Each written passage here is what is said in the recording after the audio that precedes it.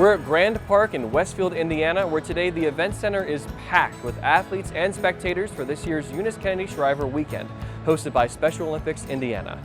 Teamwork makes the dream work. I'm sure you've all heard that quote at least once in your life, and it does hold true. You could be in a weekend recreational league, you might attend trivia night with friends. Even at your workplace, you are a member of a team that needs you. That couldn't be more true for the folks in our first story. Across Indiana, producer Sam Oliver and myself marched into the world of Drum Corps International to see how teamwork can make or break a performance. DCI shows incorporate musical excellence, visual artistry, and competition, all packed in to a 12-minute high-octane performance. So Drum Corps is essentially a competitive marching band.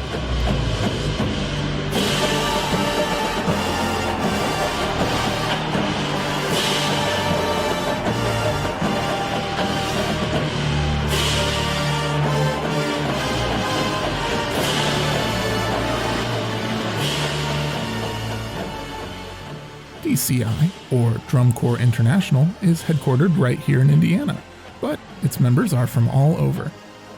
Corps are like sports teams, and the group you see on screen now is called Carolina Crown.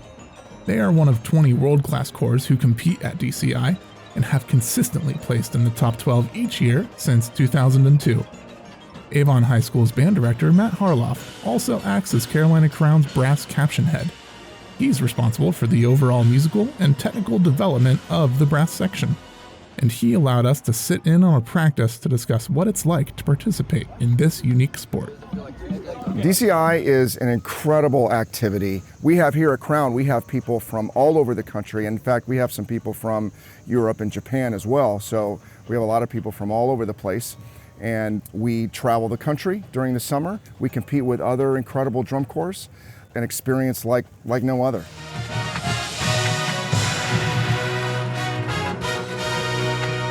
We also got to talk with two of Crown's members, who seem to have a healthy rivalry with each other. Yeah, I'm mellophone, he's trumpet. He said he's better. He's a liar. I'd be better at his than he'd be at mine. You would sound so bad on a mellophone. It's the short, fat trumpet, the one that sounds better. So back in 2008, I was introduced to Drum Corps. I was introduced to Carolina Crown specifically. They performed at the high school my dad was working at now.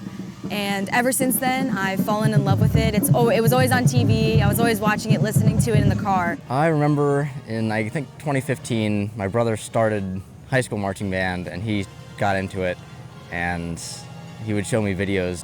I remember seeing that. Wow. And then I was like, yep, I've got to do that. The audition process is rigorous. To make these corps, we'll have thousands of kids try out for only 165 spots total for each corps.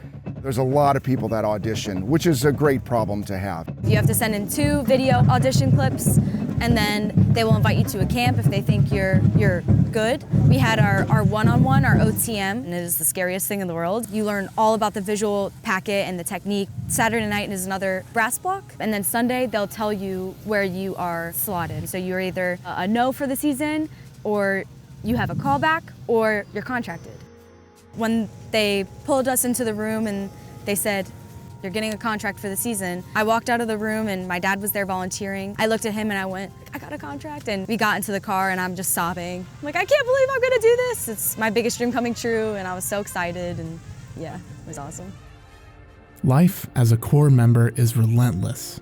It's not glamorous, but it's unforgettable. It's a grind, but it's also a bond. A family forged in sweat and sound. Here we go. Set.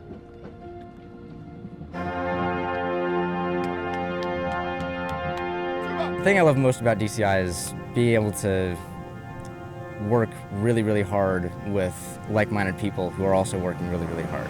So it's very unusual to get 150 people together who have the same mindset and who have the same drive to be perfect. That doesn't happen anywhere else. Like, you wake up, eat breakfast, go to block, eat lunch, go to block, eat dinner, go to block, have a snack, go to sleep, repeat. It's a loop, and you just gotta push through it.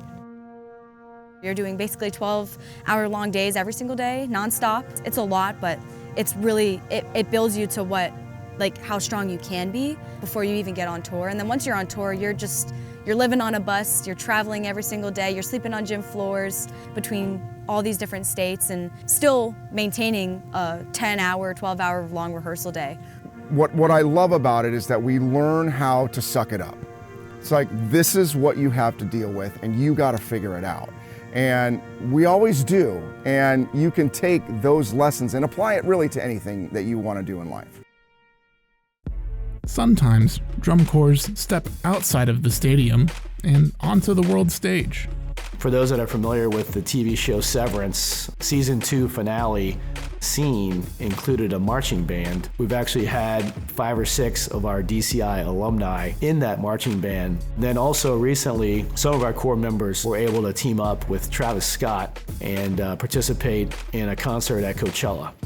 I got a message from my horn sergeant and he said, hey, Matt really wants us to get a small group of people together to fly out and do this thing. And I said, what? Is this a joke? Are you serious? There's no way. With Travis Scott, when the lights were shining and you could see, it was a sea of people, the most people I've ever seen in my entire life. What was it like? I mean, it's just incredible. And how does it happen? It's really technology, it's YouTube, it's the exposure, it's social media of look at what this is and listen to this. And those are memories that will last a lifetime.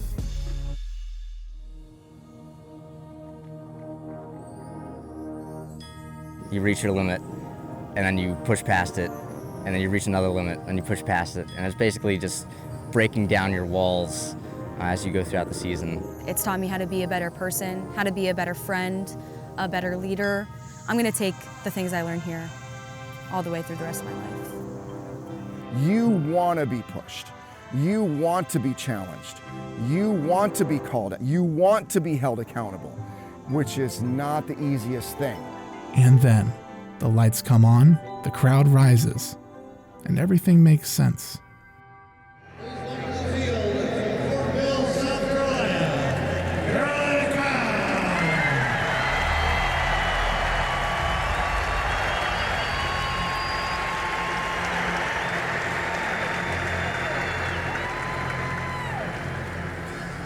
Majors Mark Troy and Carter Block, is your corps ready?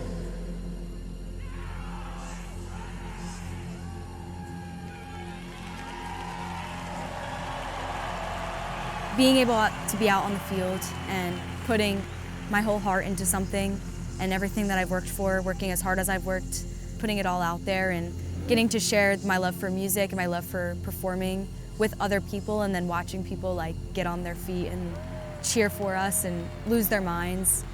The same way that Crown in the past has inspired me, I like to think that I'm doing that for other people, and that's what makes me love it so much. I feel like I'm inspiring the next generation of drum corps students, and I think that's really special. Yeah, it's a feeling unlike anything else. What I've noticed is just the passion that folks have for this activity. Everyone from folks here in the office to the directors of the corps to the performers themselves and the fans. You can just see their passion, you can feel it, it's contagious, and it's something that you want to be around.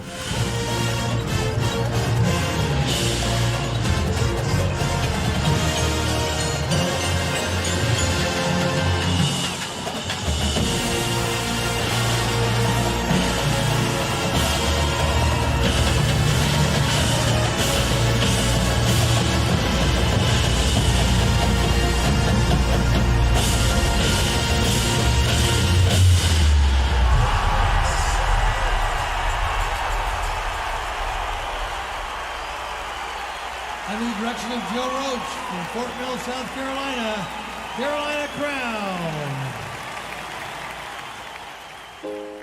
While each corps gave everything they had, in the end, the Boston Crusaders made history, winning the title of world-class champion for the first time ever. Congratulations from Indiana, Boston. But whether or not these performers left the stadium with a trophy in their hands, not a single one left with regret in their hearts. Oh my gosh, it's exhilarating. I've never felt any emotion like it. It's just pure adrenaline and exhilaration and just the most magical thing that I think can possibly happen. With me now is the president and CEO of Special Olympics Indiana, Jeff Mueller. Jeff, first of all, thanks for letting us be here. It's been an incredible time filming here. And why don't you tell me about what's exactly going on here today? So this is EKS Games. It's our second largest sports competition of the calendar year. And EKS is in memory of the founder of Special Olympics, Eunice Shriver. So we have 4 sports going on with their state championship tournaments, flag football, distance run and walk, soccer, and cornhole. And if you can just tell me, to you personally in your eyes, what does teamwork mean to you? Well, teamwork is all about helping each other become better. I think individually we could be great, but when you work with a team, you can be even better than that. And by doing so, you're also making your teammates better. So teamwork is all about everybody on that team pulling for each other and trying to achieve more than they could individually. In our next story, I followed a group that enjoys working together to create lasting memories and longer lasting friendships. Stonewall Sports Indianapolis, where all are welcome to join in on the fun.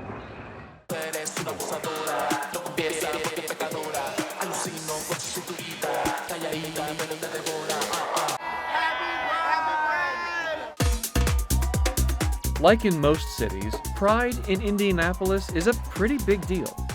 LGBTQ events are held throughout the month of June citywide, hosted by a multitude of organizations.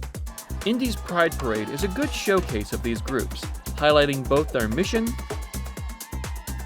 and specific niche. On this Across Indiana, we'll be focusing on one in particular, Stonewall Sports. Stonewall Sports is a national nonprofit organization. It is a space for LGBTQIA+ individuals and allies to find a safe, affordable, and inclusive space to play sports and just get involved in other recreational activities.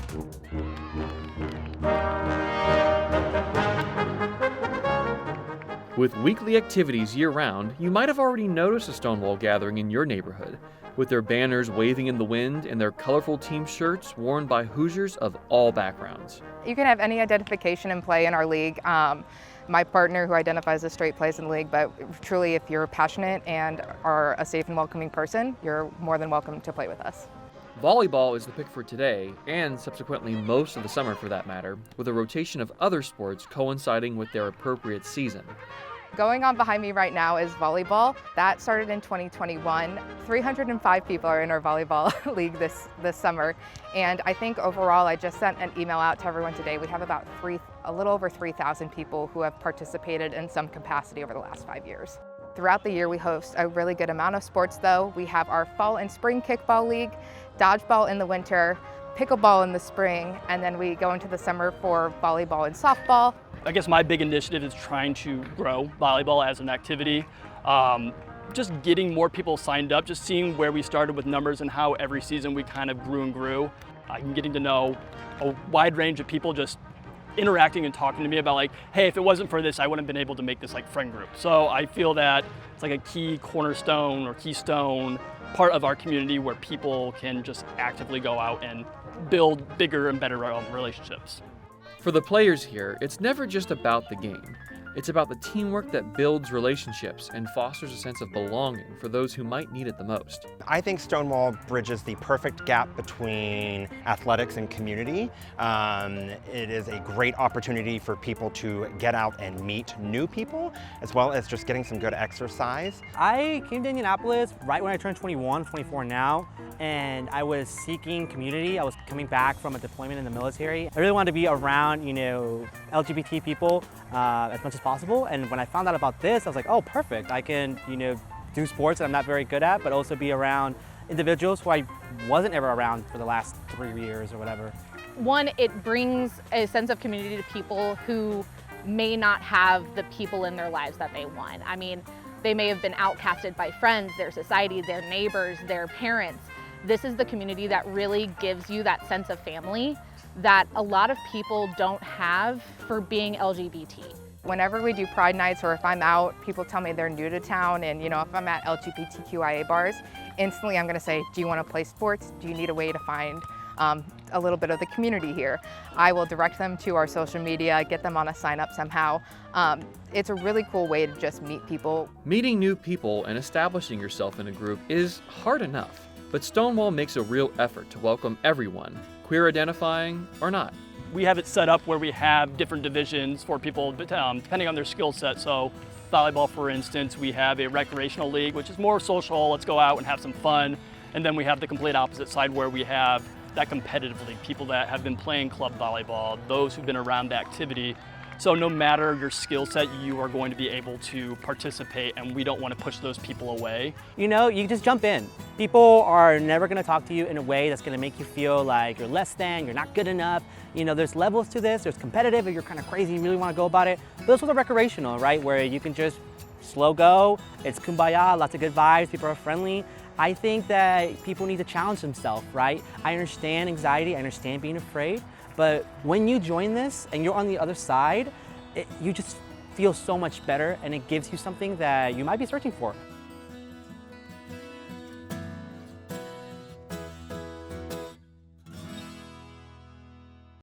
One of the best parts about working on Across Indiana is that you get to talk to a lot of really cool and interesting people, and my next guest is no exception. Blake Buckner is an athlete competing today. So, Blake, why don't you tell me about what you do exactly here? What do you compete in here at the Special Olympics? I'm competing in flag football right now. Flag football, been doing this for years now, yeah. Nice. And I heard recently that in next coming June 2026, you're going to be in Minnesota for the USA Games. First of all, congratulations for getting into that. How excited are you about competing in that? And give me some details about what's that going to look like. It's going to be a good performance. We got a really good team, I'll say that, and it means a lot. And I'm competing in track. I'm going to be doing the 100 meter, and I'm going to be doing long jump. Well, Blake, thanks for being here. First of all, being here, competing. I'm sure you're going to have a great day today. I just have one last question for you. What does teamwork and being on a team mean to you personally?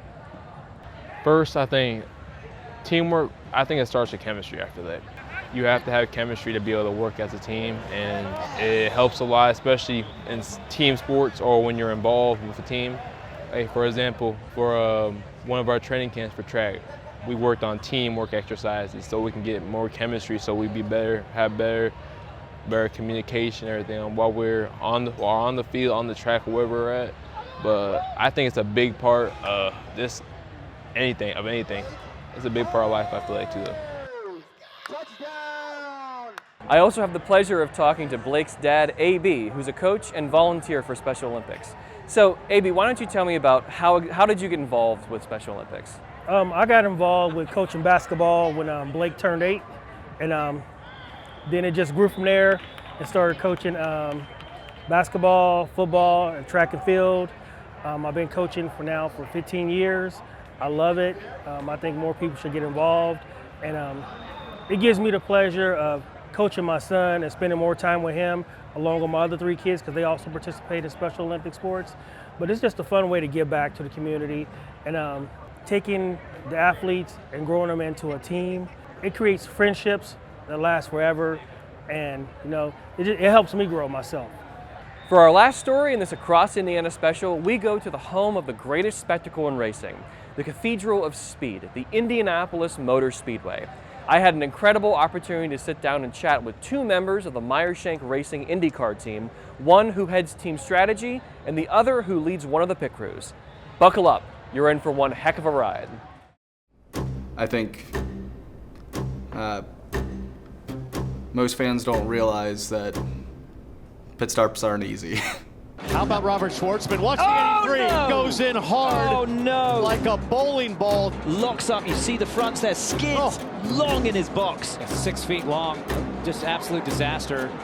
It's very easy to go into an internet comment section and say, oh man, can't believe they screwed that up. As there's fire! There's fire all over the car. And fire down on pit lane. It's something you never want to see. Rossi out of the car. What on earth is going on at the Indianapolis Motor Speedway today? We have seen it all. So, it happens. Every year, hundreds of thousands of race fans travel to Indianapolis to witness the greatest spectacle in racing. Besides the race parties, the longtime fans,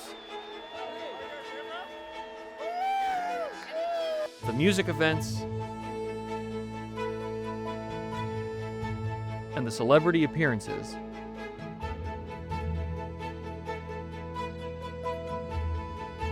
the Indy 500 boils down to just one word: teamwork. While fans see drivers battling on track, teams wage their own fight racing in the pit lane to pull off lightning-fast tire changes, and in the pit box, where split-second strategy and gut instinct must be balanced. The drivers and their teams have to coordinate and work together to have any chance at coming in first. There's a whole team of people that are working together during the race, probably 8 to 12 of us. They're all coordinating what's going on, talking what we're going to do. Across Indiana was given special access to the Meyer Shank Racing IndyCar team to showcase the dedication and focus needed to prepare for the Indianapolis 500. While filming, we shadowed 2 key members of the team: strategist for driver Felix Rosenquist's number 60 car and Meyer Shank Racing's chief operating officer, Adam Rovazzini, and Kyle Gibson, the number 60 car's crew chief and airjack operator. Basically, my job is to make sure that the mechanics have everything that they need and that they're getting all the information from engineering so that the physical side of the car is prepped and ready to go.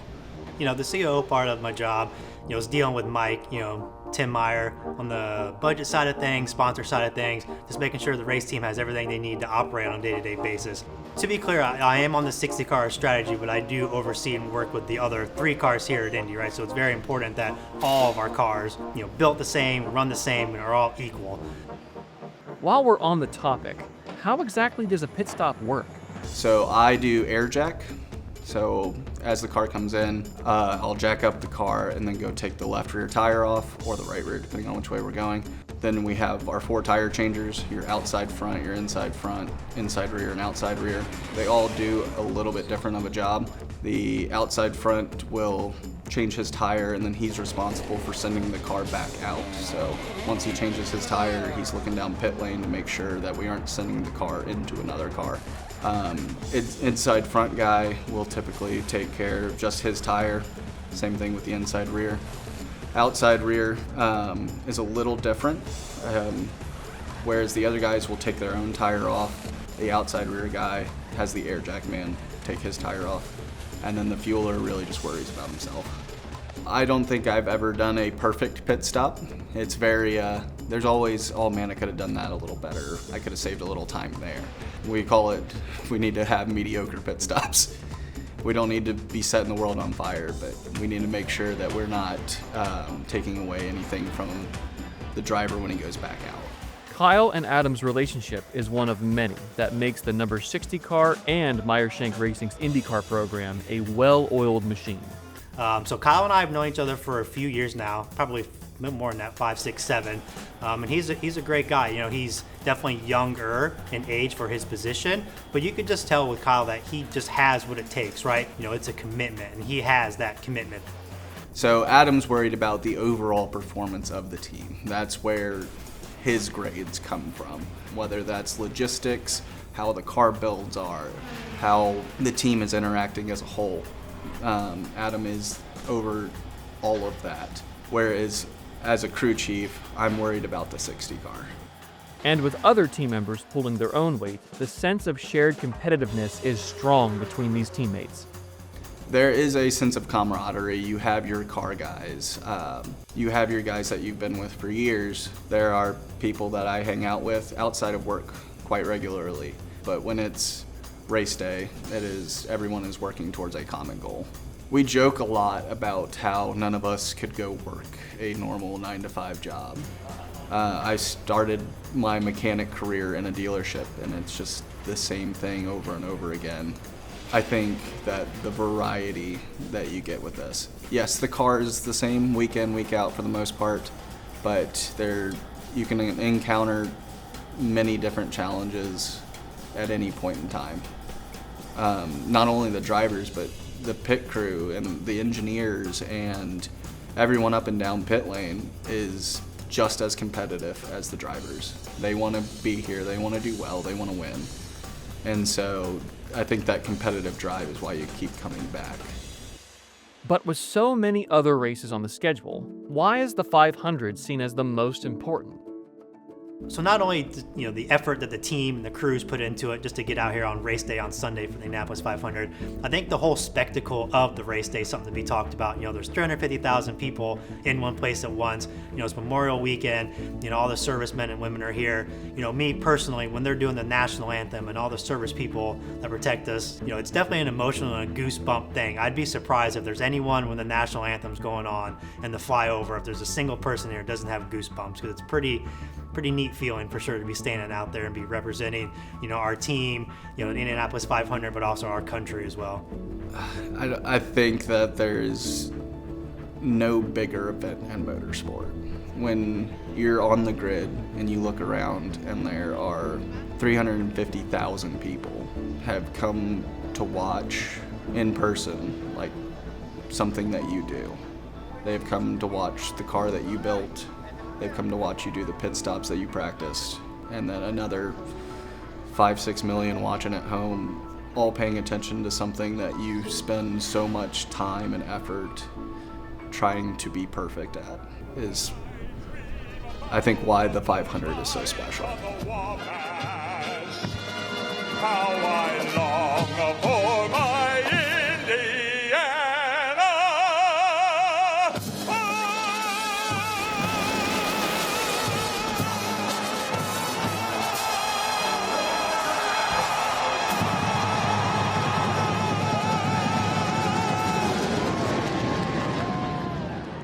Well, that's it for this trip across Indiana. Until next time, thank you for watching. And remember, there is no I in Indiana. I mean, teams.